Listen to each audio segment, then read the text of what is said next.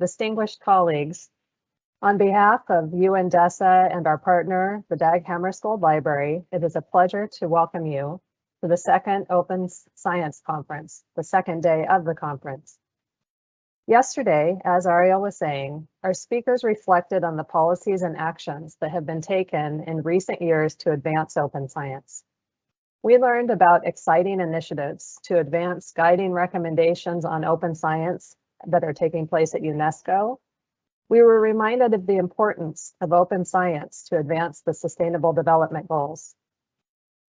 We heard about specific ways that policy guidance on open science is taking shape in North America, in Asia, in Europe, and in Africa. And there was an energetic exchange of questions about how we can further make science inclusive and robust.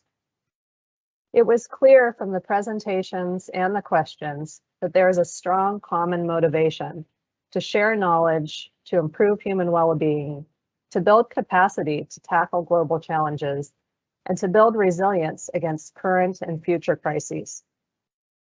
The 2030 Agenda has embraced the role of science to inform progress, calling specifically for the creation of a technology facilitation mechanism to support UN member states to share and adapt technology to achieve the SDGs. There is an annual multi-stakeholder science, technology, and innovation forum and a mandated report written by 15 scientists from around the world, the Global Sustainable Development Report, that has been requested to inform policy with evidence and strengthen the science policy society interface. At the UN, there's never been a better time to really look into how open science can be used to support this embrace of how science can inform progress toward the SDGs. The United Nations is committed to furthering progress in open science. Through the Technology Facilitation Mechanism, DESA has developed an online platform for knowledge and technology sharing, 2030 Connect, which brings together open access digital resources, including the vast resources of the Dag Hammarskjöld Library. The library has also played a crucial role in bringing the discussion on open science and open access to the UN Secretariat since 2018, with a series of 3 global conferences, this being the third, and the advancement of principles on the need for collaboration in the open science community, all in collaboration with the open science community around the world. Today, we will hear from prominent voices on some of the key challenges and opportunities we face for strengthening the interface between open science and policymaking. The discussions will aim to shed light on how open science contributes to furthering our policy goals and building trust in science. A strong science policy society interface is essential for recovering from the devastating COVID-19 pandemic, for making progress to address climate change and meet the commitments of the Paris Agreement, and for realizing the aspirations of the 2030 Agenda for Sustainable Development. Today, there will also be a strong emphasis on equity in terms of generating science and knowledge from different regions and sectors and forms of knowledge, and enabling access for everyone to knowledge for the public good. This is in line with the 2030 Agenda's call to leave no one behind. From an action perspective, it is reassuring that we have hundreds of participants with us today from around the globe, from libraries, government, academia, civil society, and many other stakeholders. Acting together, we can treat this dialogue as a starting point for advancing the call for open science and continuing to increase the impact of the science policy society interface. Dear colleagues, to kick off the second day of the conference, I am incredibly pleased to introduce our keynote speaker, Professor Geoffrey Boulton from the International Science Council. Professor Boulton is the Regius Professor of Geology, Emeritus, and former Vice Principal of the University of Edinburgh. He chaired the Royal Society's report on science as an open enterprise and the Science International report on open data in a big data world. He is a member of the International Science Council's governing board, authored its position paper on open science for the 21st century, chairs its current project on scientific and scholarly publishing, was principal author of its report on opening the record of science, making scholarly publishing work for science in the digital era. Until recently, he was a member of the UK Prime Minister's Council for Science and Technology and president of the Commission on Data for Science and Technology, CODATA. His research, for which he has received many national and international awards, is in the fields of environmental geology and glaciology, having worked widely in North Polar regions and Antarctica. Dr. Boulton, it's such a pleasure to have you with us today. The floor is yours. Thank you, Astra, and good day to everyone.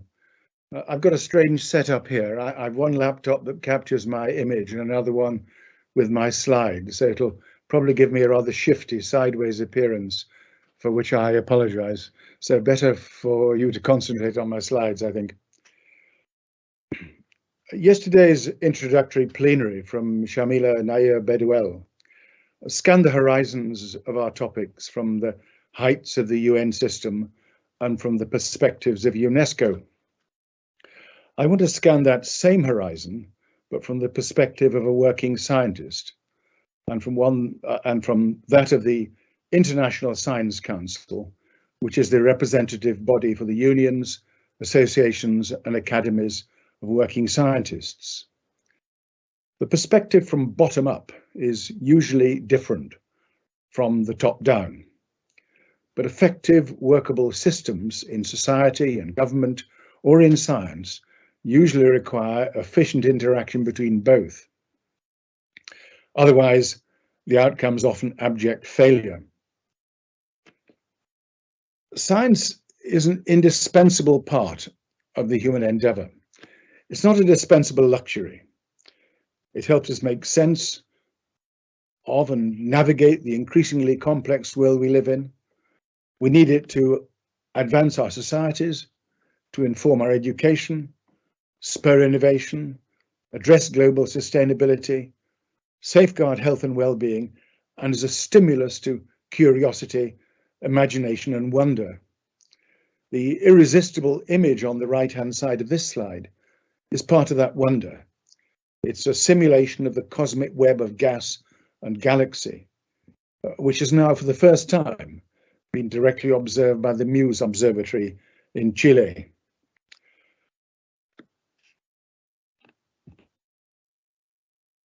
I make no apology for going back to basics in my talk and presenting in sequence some scientific fundamentals from the past, which are the roots of our present state, and which we must continue to apply on going forward. Secondly, how the open science discourse has progressively built on those fundamentals, how the experience of COVID creates an opportunity for open science that's not to be missed, and how that experience represents a wake-up call for science and technology that could help us in confronting the challenge of climate change. There are two fundamentals of this special form of knowledge that we call science.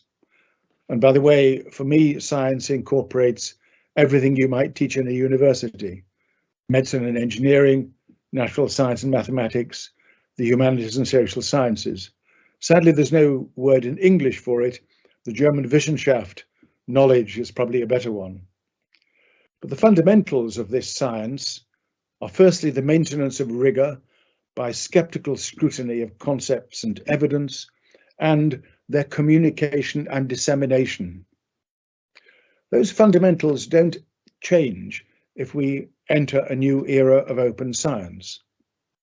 But the way science is done, the social science of science, does change as technologies change and as the social and political expectations for science change. The parents of today's ideas of open science are the novel technologies of the digital revolution and our current concerns about a world in crisis. So let's first look at how we maintain rigor. Science as a distinctive form of knowledge is provisional. It's never finalized. It has a peculiar relationship to what we commonly call truth. It's based on open scrutiny of concepts and of the evidence on which they're based, tested against reality, against logic, and the scrutiny of peers. These three punchy and eloquent statements make the case. Science can invalidate, but it can't validate. Several years ago, you might remember the press and several scientific journals heralded the first unequivocal observation of gravitational waves, with the statement that it had validated Einstein's special theory of relativity. Einstein would have disagreed. It was merely consistent with relativity. So it's vital that in the public discourse about COVID, about climate, about anything else from science, that this power of the negative to remove error is understood as the basis for a process that has proved to be the best route to reliable knowledge. One might say in contrast to political pronouncements that are often delivered as certainties. So how did the idea of open science get to the point we're now at? It would be wrong to assume that the modern open science movement is a novel departure for science. It is not. It's deeply rooted in the ethos and approach of science as it's developed in recent centuries, and it's important to understand those roots if we're to build a robust open science that's well adapted to modern priorities and capable of evolution. So let me go into the past for the source of the second of my scientific fundamentals, that of communication and dissemination. For me, the founding act of open science ground zero, was in 1665 when this gentleman, Henry Oldenburg, a German theologian and the first secretary of the newly created Royal Society in London, produced the first volume of its journal. As editor, he applied four crucial principles of openness. First, the act of publication was openness.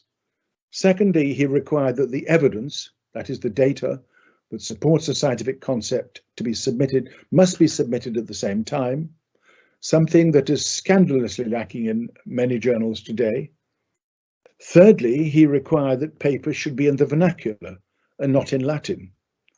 I suppose you could say that English is the modern day equivalent of the exclusionary Latin that Oldenburg banished. We can, and we should, through digital means, make all scientific papers readable in almost whatever language you choose. And finally, he recognized that every reader of a paper is also a peer reviewer. We then had to wait for another 200 years for the next act in the open science saga, largely driven by the digital revolution, the shift at the turn of the millennium from analog to digital technologies as the new dominant vectors of data acquisition, of storage, and of analysis, and crucially, of course, for the communication of ideas. This digital revolution has been a world historic event, analogous to the revolution that followed the invention of movable metallic type about 600 years ago, which led to cheaper books, the expansion of education and literacy, innovations in business, and even influenced religious beliefs. This revolution, this modern digital revolution, has converged with ongoing changes in the habits of scientific inquiry, from one characterized by the hegemony of disciplinary science, driven by the autonomy of scientists, the so-called mode one science, to a mode of knowledge production that is socially distributed, responsive to societal needs, transdisciplinary, and subject to multiple accountabilities, the so-called mode two. My Act One in the modern open science movement was defined by a small group of scholars that met in Budapest in 2002, who recognized the enormous potential of this digital revolution to create what they called an unprecedented public good, captured here in the stirring and eloquent Budapest Declaration. Sadly, though these objectives are eminently feasible, we're still far from achieving them. Then let's move to Act Two. In the year 2000, the cosmologist Stephen Hawking predicted that the next century, the 21st, this century, would be the century of complexity. The science of complexity is the science of the familiar world, the science of the SDGs, of the real universe, of cities, of sustainability, of biomolecular medicine and black holes. These are technically complex problems. They tend to be described as coupled nonlinear systems by natural scientists and wicked problems by social scientists. The vast and the varied streams of data created by the digital revolution permit us to characterize and thereby better understand complex phenomena. But if we're to achieve Hawking's vision, we need to be able to find and access these data in interoperable and reusable forms, rather than their being locked up in a digital filing cabinet accessible only to the data generator. We further need to adhere to Oldenburg's principle that the evidence for truth claims must be concurrently available for scrutiny and testing. Unless that happens, in my view, it's scientific malpractice. But unless we can create a norm of open data in this data-rich world, we may both fail the challenge of complexity and also drown in a sea of evidence-free assertions. And again, though eminently feasible, we're still far from achieving these aims.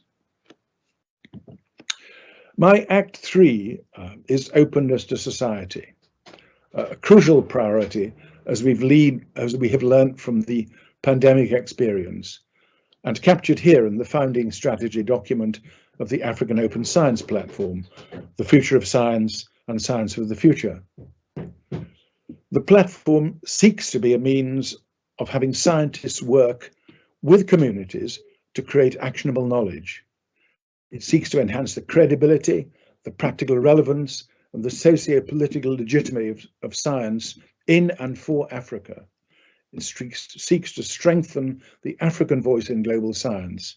It's a demanding project, it's work in progress, and it's a crucial element in closing the digital divide.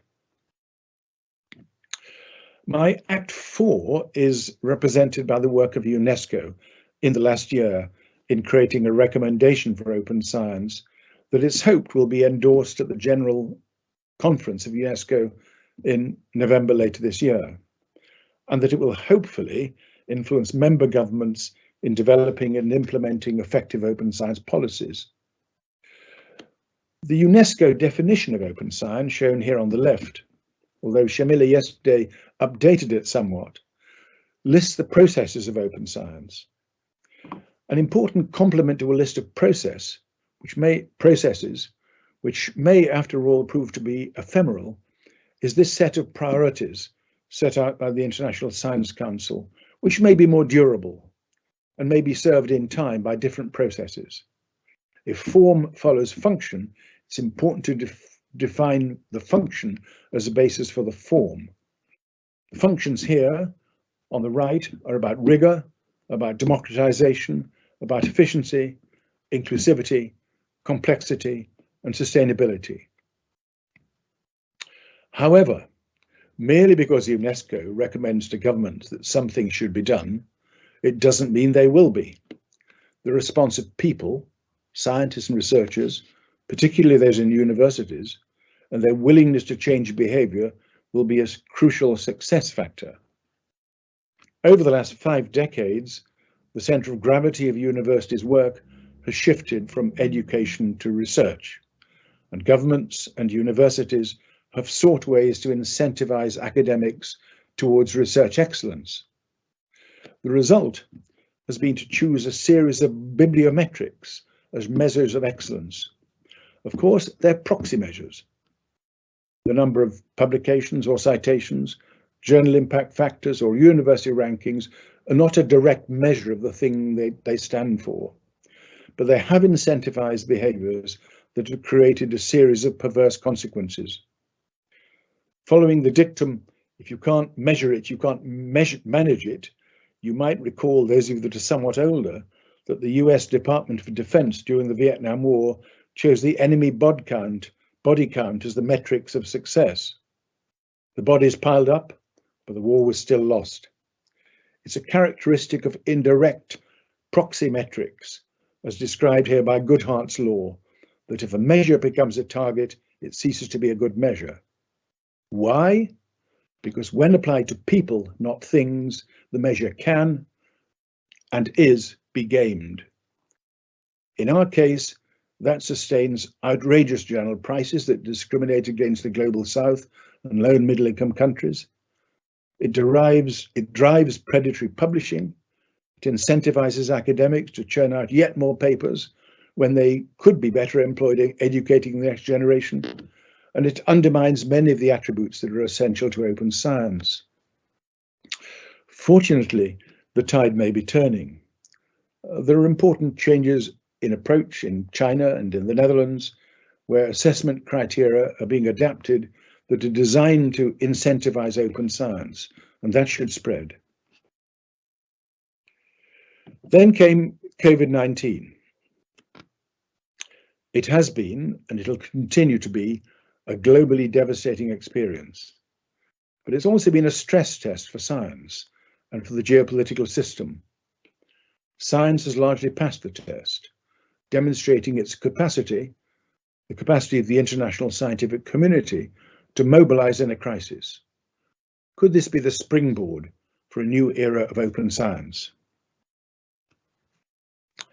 The scientific community worldwide reacted spontaneously and with impressive commitment across many of the disciplines of science in three broad areas: in delivering open access to knowledge, in communicating to diverse audiences, and in working in dialogue with civil society and with governments in the co-production of knowledge. Although the medical and biomedical communities were on the COVID front line, statisticians, modelers, psychologists, engineers, computer scientists, many sorts of social scientists, and many more creatively deployed and applied their knowledge.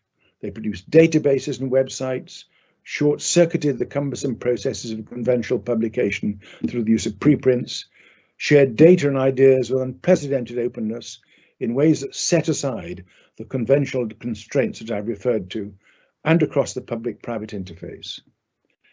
Many scientists offered cogent and impressively clear analyses on public media, playing a large role in stimulating public confidence and trust, and thereby helping to stimulate the responsible civic behavior that has been crucial in inhibiting the spread of infection. Although the benefits of open science, frankly, have often been a matter of conjecture, here was open science in action, and it was good. Although the pandemic also ruthlessly exposed some of the processes that inhibit the effectiveness of science in contributing to the public good. The director of the US National Institute of Health commented, "We have never seen anything like this. The phenomenal effort will change science and scientists forever." Is it then our task in this generation to ensure that we make this the new normal and that we don't fail the future by allowing science to retreat to its old ways? This aphorism from Winston Churchill, who, no matter what you think of him, was a great opportunist, could be a slogan in facing what I believe is a wake-up call for both science and society. We scientists must be opportunists too, in changing some of the restrictive norms of much scientific inquiry by ensuring that the changes ushered in by the response to COVID become permanent. Although UNESCO have clearly set out what should be done, they have not identified how it should be done.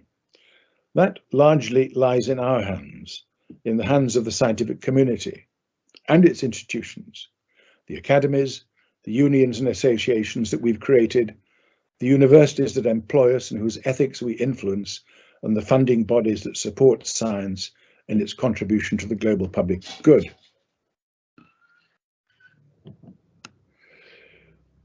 Priorities for the changes that we need have been identified in a recent International Science Council report. We need affordable, universal, open access to the record of science. By that I mean the accumulated knowledge, data, ideas that have produced in many forms since the earliest days of scientific inquiry, knowledge that human society has fundamentally required.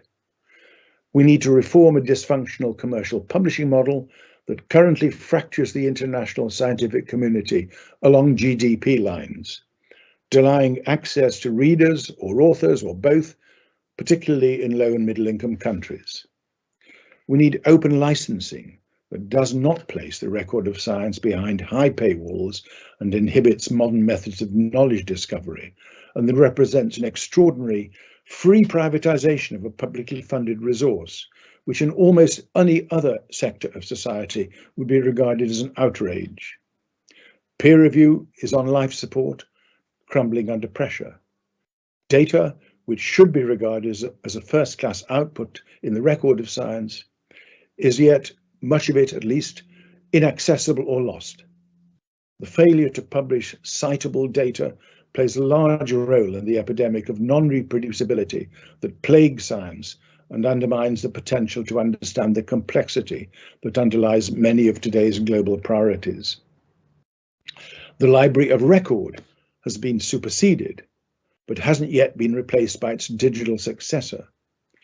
There's poor interoperability between data from different disciplines, and we're dramatically failing to exploit the full potential of digital processes. And finally, much of the governance of the system is increasingly in the hands of commercial bodies whose first responsibility is to their investors and not to science. Reform, therefore, is urgent, which we in our report characterize under the headings of normalizing crucial aspects of science communication, of implementing important functions through the use of digital technologies. That failure to exploit digital technologies is expressed in this prescient pre-COVID lament from the World Health Organization. And of course, we need to bring governance procedures back into the science community.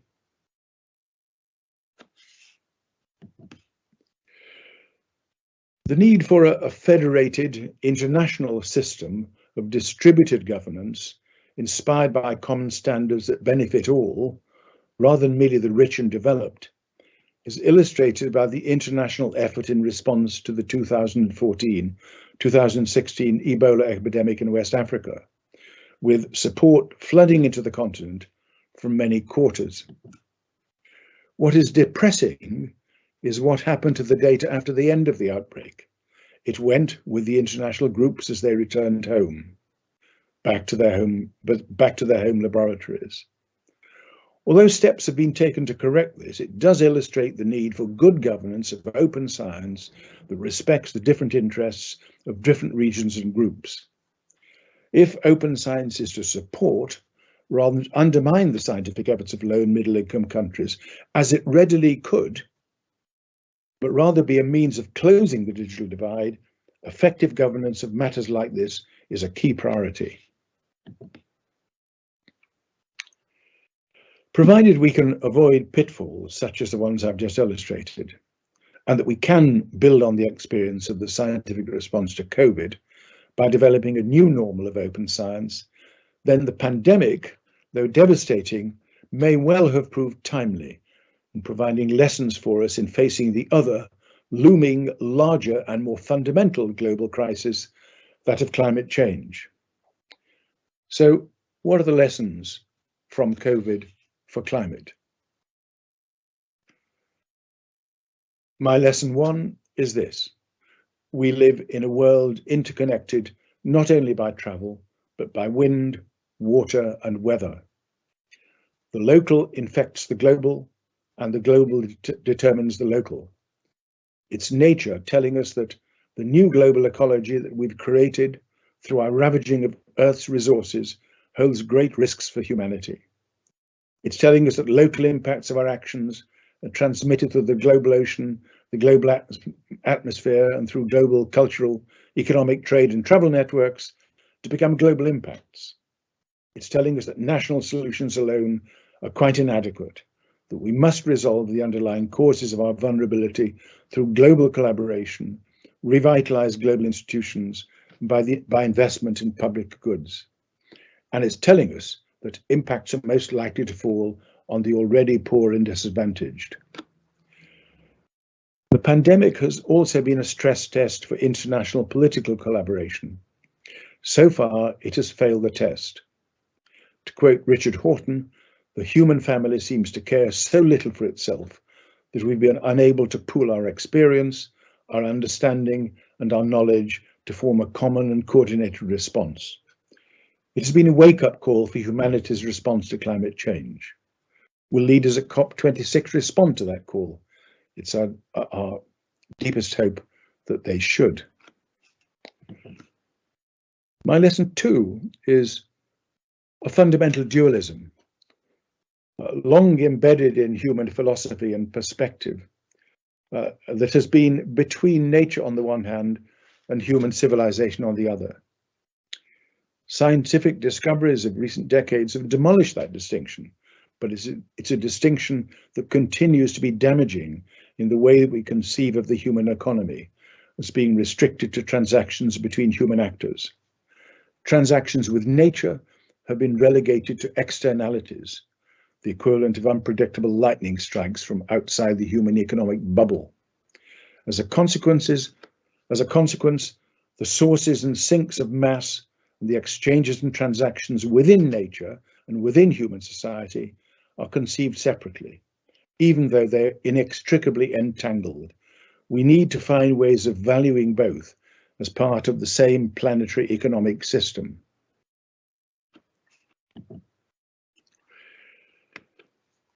My lesson 3, act early, act hard.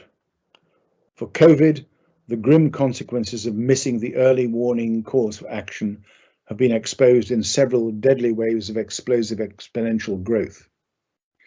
The consequence of early action are illustrated on the left by 2 island states. Islands, of course, offer natural advantages for infection control.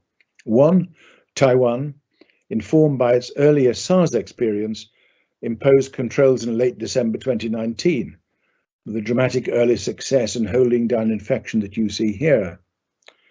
Australia, as others, didn't learn from SARS and imposed controls over 2 months later with inevitable consequences. And on the right-hand side, you see examples from different states in the USA that exemplify the benefits of a relatively harsh control regime, with infection spreading much more dramatically where light control mechanisms have been imposed. As for early warnings of climate change, we've had increasingly hardening warnings about human-induced changes for the last 45 to 50 years. And although there's been much political commitment, nothing significant has really been done. They have been decades of lost opportunity. Climate change has a slower and more complex tempo than COVID. Its long-term forecasts, derived from mathematical models, are hard for the public and policymakers to grasp as they challenge intuition and short-term thinking. We live in a world where we're used to the helter-skelter pace of technological change and have been more oblivious to the slower, ultimately more powerful stirrings of angry nature and to the remorseless onset of major climate changes such as the planet has not known for 10,000 years. Yet the signs are clear. Carbon dioxide, long recognized as a greenhouse gas responsible for amplifying past climate change, has been increasing in the atmosphere 100 times faster than in the warming of the end of the last ice age, which you see in the leftmost diagram, with temperatures also increasing about 100 times faster. So why do we fail to act? We need deeper understanding and analyses of the roots of our inaction. The UK government's national security strategy in 2010 recorded that, and I quote, "The risk of human pandemic disease remains one of the highest we face." We knew it would happen, so why weren't we prepared? Climate change has long been at the top of national risk registers, but claiming that something's happening and is a priority doesn't really matter if no one really believes it really is. What's the cause of that? Are humans hardwired for the short term? Is it populist politics and lack of leadership? Is it lack of imagination? Or just cheating? Let the other guys undertake the pain of action whilst you benefit from their actions without asking yourself. Lesson 4. Where does all this science that's been so successful for COVID come from? Well, here's one answer from an eminent British politician. I suppose he thinks that normally when I'm not talking to a UN audience, I'm smoking a big fat cigar and counting my cash. Well, the reality is otherwise, both for science and for me. A very large part of the fundamental understanding underlying the scientific response to COVID is a product of decades of public investment. And it's not just the genomic science that underlies the vaccine, but the numerous medical and public health interventions that depend on a wide variety of research in many other disciplines. This flood of scientific understanding is largely a product of a style of self-organized science that's evolved in many countries over the last 70 years, and something we need to understand if we're going to get open science right and to face the challenges that are already upon us. There have been three critical players in this self-organization: government, government's arm's-length funding agencies, and mostly universities, held together by a common responsibility for the public good. Common implicit and sometimes explicit premises have been that whilst governments may articulate their priorities and set research budgets, decisions on how resources are allocated and how research is organised are best left to researchers, and that giving scientists the freedom to follow their inspiration is the best way to maximise the return on society's investment in research.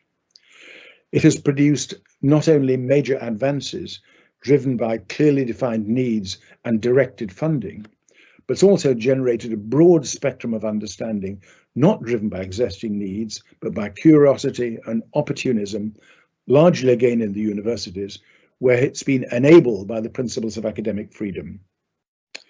We've seen what I would call these broad spectrum benefits during the pandemic.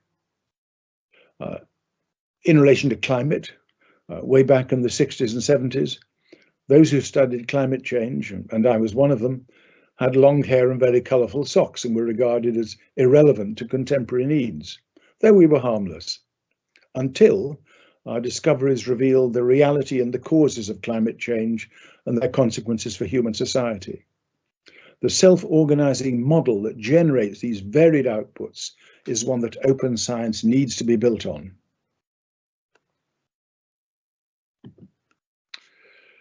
But it's also a model that could be in process of disruption.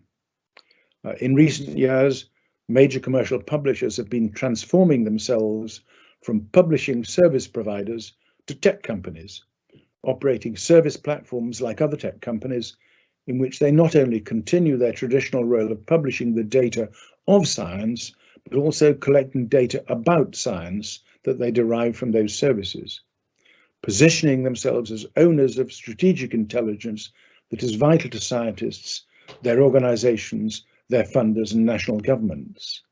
They therefore create a strategic position for themselves in controlling access to knowledge, but one in which their accountabilities lie with their investors rather than the public good. Whilst economic observers have long worried about the growing dominance of big tech, few have really apprehended the sheer scale of the problem.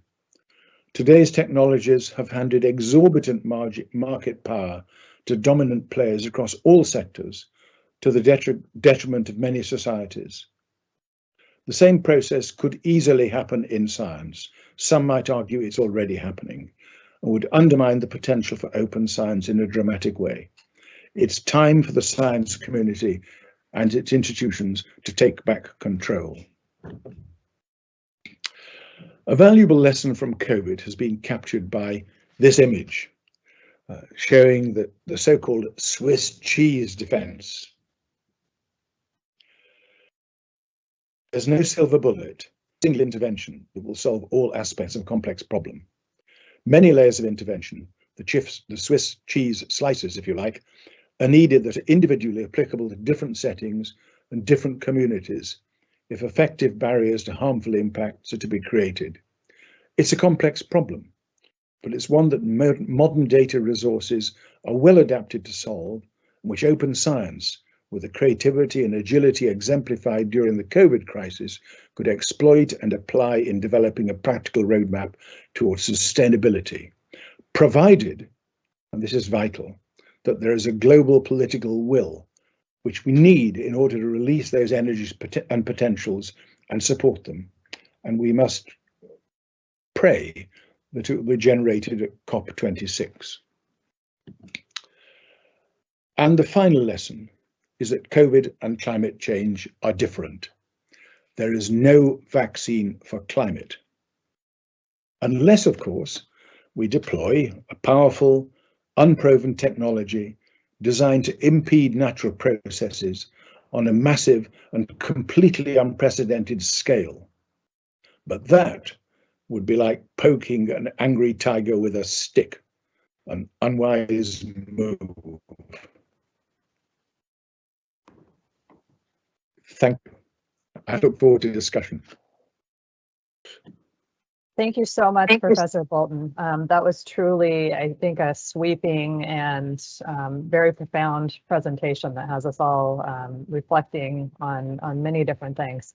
And it was really fantastic how you went back through history and traced a bit the progress of open science, the context that we find ourselves in today, and the different opportunities and challenges that this brings for the ultimate goal of ensuring that we're making decisions based on evidence that advance human well-being and find a sustainable path forward as we face challenges like climate change, pandemics, and others.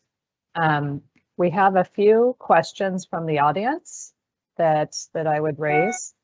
And I, as moderator, I may take the opportunity also to pose a few questions to you myself.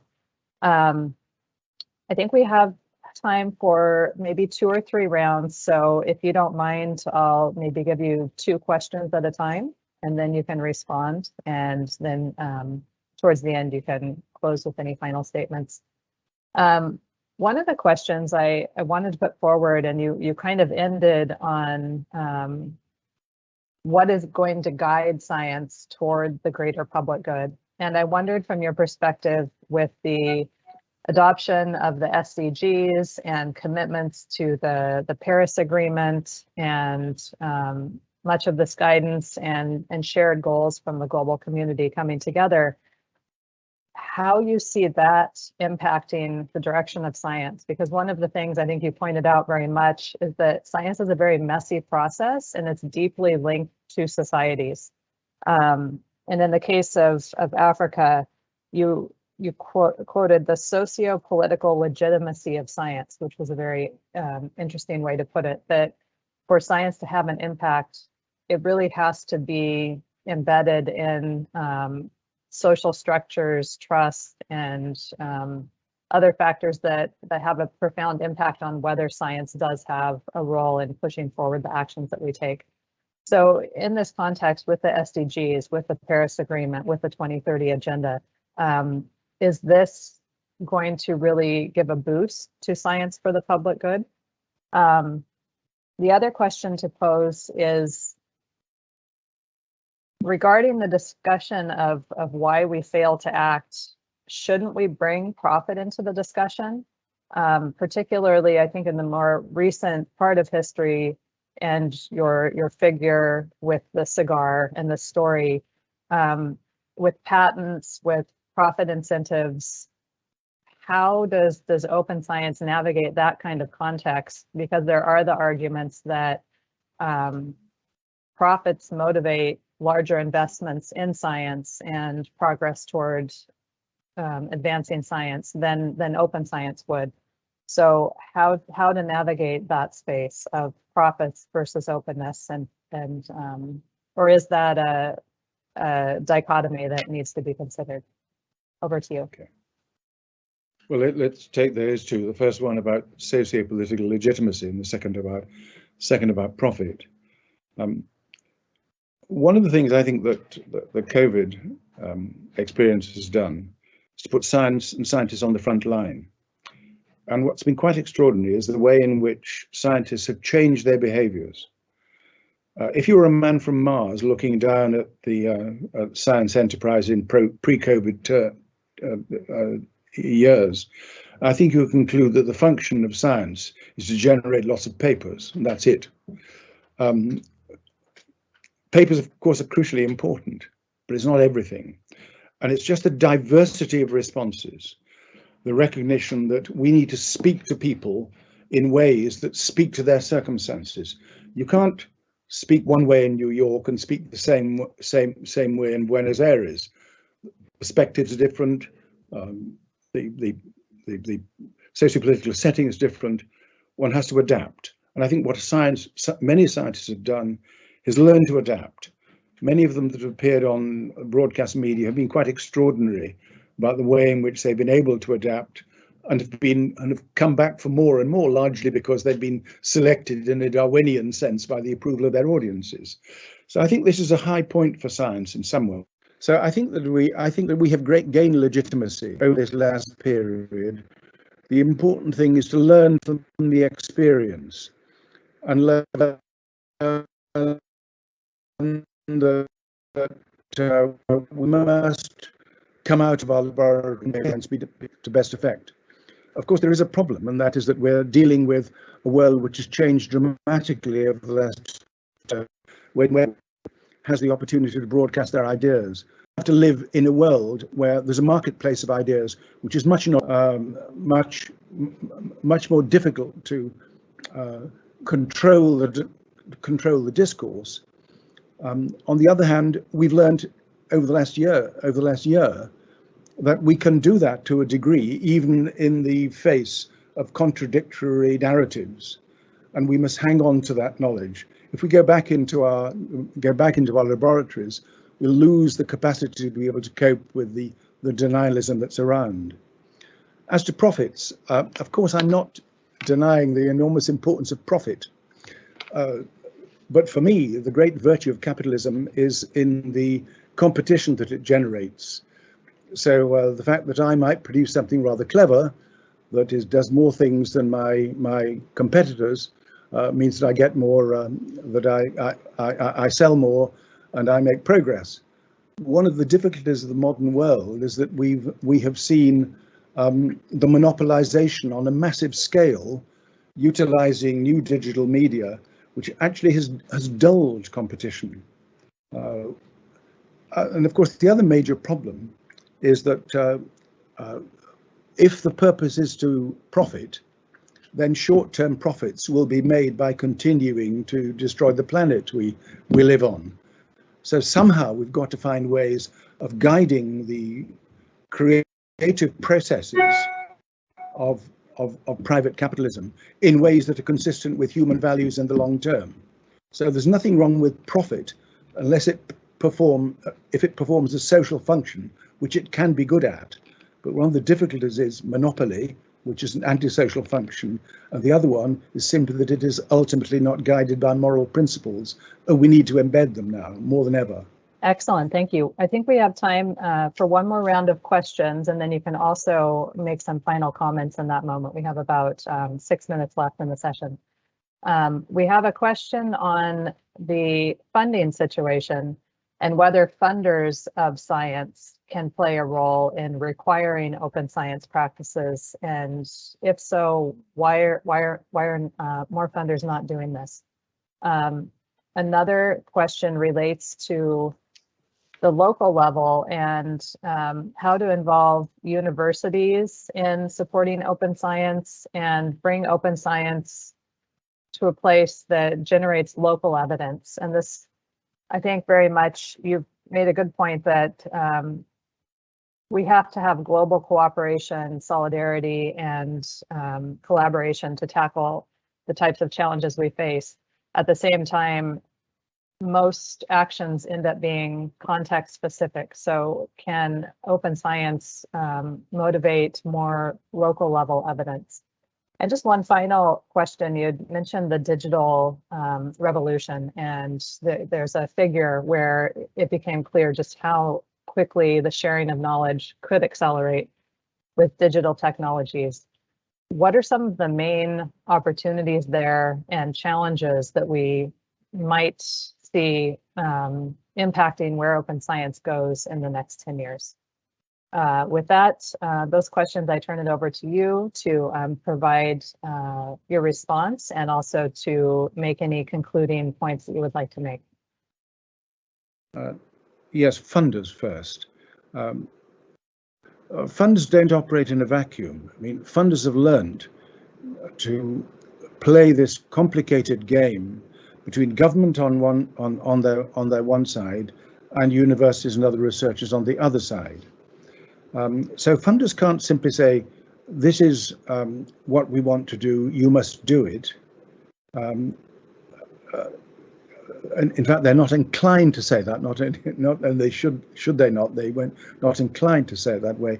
And they have to work with universities and work within the context of a government frame in which government is persuaded that open science is the way forward, and equally that universities are.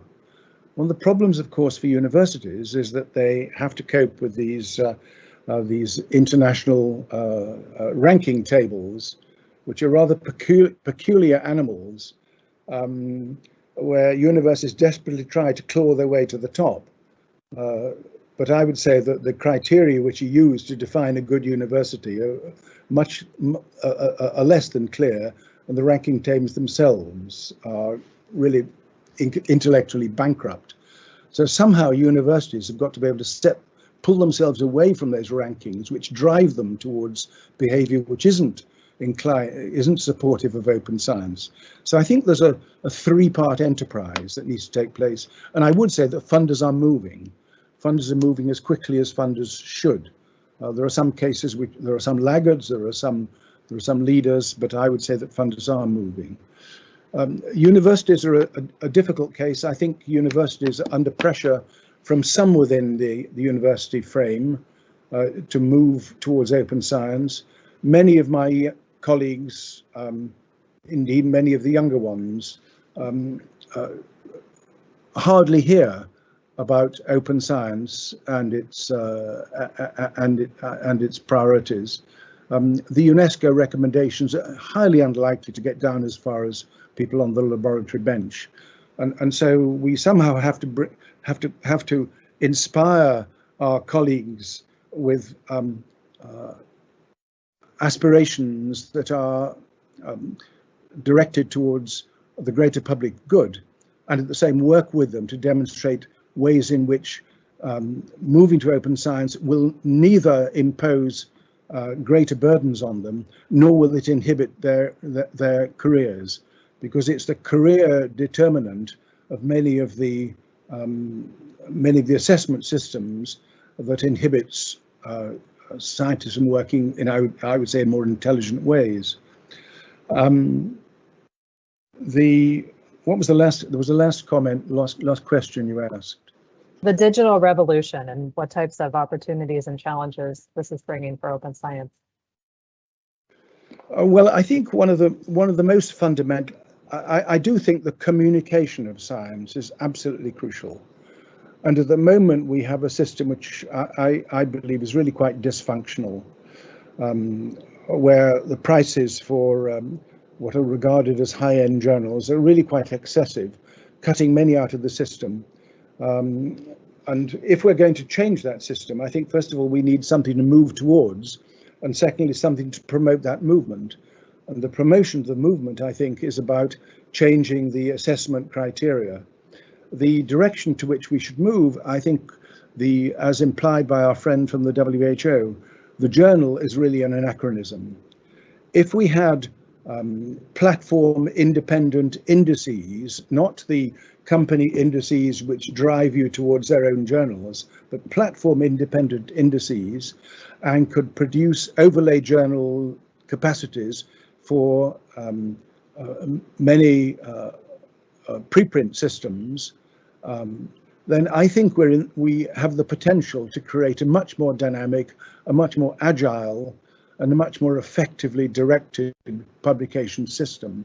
That, I think, is a key, because the business of communication, the business of publishing, determines the behavior of many scientists.